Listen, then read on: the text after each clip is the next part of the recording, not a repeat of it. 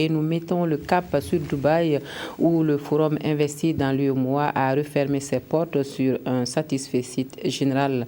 Car le moins que l'on puisse dire, c'est que la moisson a été bonne pour les États de l'Union monétaire ouest-africaine. Les investisseurs se sont engagés à accompagner l'Union dans le financement des projets du programme économique régional. Suivons les grandes conclusions du forum avec nos envoyés spéciaux à Dubaï, Mathias Drabo et Adjima David Chambiano. 16 sur 17, une très bonne note pour l'UEMOA qui voit 16 de ses grands projets adjugés par les investisseurs réunis à Dubaï. Cela représente un engagement financier de l'ordre de 10 000 milliards de francs CFA, soit 88% des financements sollicités. Transport, c'est un grand pas. Vous savez, il y a plusieurs projets pour à peu près 22 milliards, je crois, de dollars d'investissement que nous recherchons. Le président et moi avons parlé des projets spécifiques à nos deux pays, notamment l'autoroute Yamoussoukro-Ouagadougou et aussi le chemin de fer et d'autres projets dans chacun des États. Nous sommes très avancés.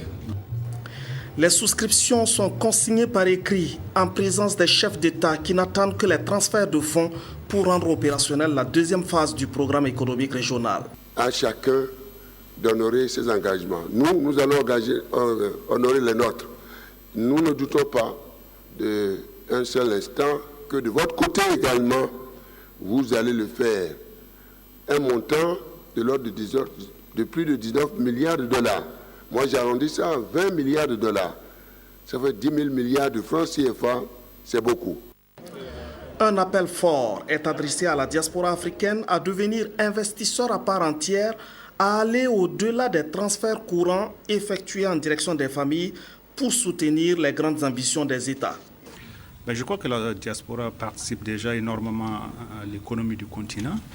Maintenant, ce qu'il nous faut, c'est bien sûr affermir davantage la place du droit dans nos sociétés, mais aussi de trouver des réceptacles pour ces transferts de la diaspora, des réceptacles qui seront utiles justement pour accompagner les besoins de financement de nos économies à travers donc ces contributions de la diaspora. Les chefs d'État ont pris des engagements pour assurer aux investisseurs sécurité, facilité et célérité dans la réalisation des grands projets.